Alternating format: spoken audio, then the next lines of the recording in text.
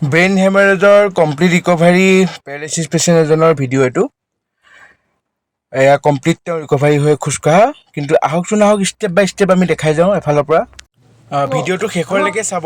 Step বাই step এজন paralysis patient বা brain হেমাৰেজ patient হয় তেওঁ কেনেদৰে আমি এটা বিচনাৰ পৰা খোজকঢ়ালৈকে গোটেই ষ্টেপ বাই ষ্টেপ পৰ্যায়টো আমি দেখাই গৈছোঁ।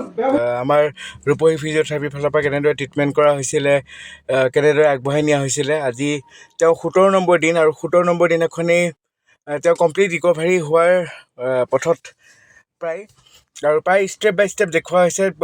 কেনেকৈ প্ৰথমতে ষ্টাৰ্টিং তেওঁ কেনেকৈ খোজকাঢ়িছিলে, নেক্সট কেনেকৈ খোজকঢ়োৱা হৈছিলে, তাৰপাছত তেওঁ কেনেকৈ খোজকাঢ়িছে, এই সকলোবিলাক এই ভিডিঅ'টোত শেষলৈকে তেওঁ কমপ্লিট ৰিকভাৰীৰ দেখুওৱা হৈছে। কেনেদৰে তেওঁ শেষত নিজে পৰা হৈছে। আৰু ৰূপহী ফিজিঅ'থেৰাপিৰ ফালৰ পৰা আমি তেওঁক বহুত শুভেচ্ছা জ্ঞাপন কৰিলোঁ, যাতে অনাগত দিনবিলাক তেওঁ বৰ সুন্দৰভাৱে যায় আৰু এটা সুন্দৰ জীৱন তেওঁ অতিবাহিত কৰে।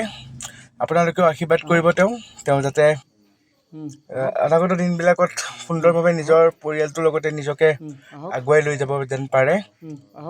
আমিও শুভেচ্ছা দিছোঁ বহুত। এয়া প্ৰত্যেকটো বেলেঞ্চ তেওঁ দেখুওৱা হৈছে, কেনেদৰে নিজেই তেওঁ ভৰি কুচাই বেলেঞ্চত কমৰ দাঙিব পৰা হৈছে। আৰু শেষত তেওঁ এয়া কমপ্লিট বহুত কষ্টৰ মূৰত তেওঁ কমপ্লিট ৰিকভাৰী আৰু এনেদৰে নিজে খোজকাঢ়িব পৰা, নিজে ভৰি দি খোজকাঢ়িব পৰা হৈছে। ধন্যবাদ।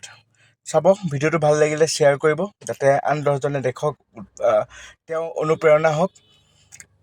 অন্যজন ষ্ট্ৰ'ক পেচেণ্টৰ কাৰণে তেওঁ যাতে অনুপ্ৰেৰণা হয়, তেওঁক দেখি যাতে হয় আমিও ভাল হ'ব পাৰিম সেইবুলি যাতে মনত এটা ভাৱ আহে। গতিকে ভিডিঅ'টো শ্বেয়াৰ কৰিব আৰু আমাৰ পেজটো ফ'ল' কৰিব নাপাহৰিব। আৰু ভাল লাগিলে ভিডিঅ'টো এটা লাইক কৰি দিব। ধন্যবাদ।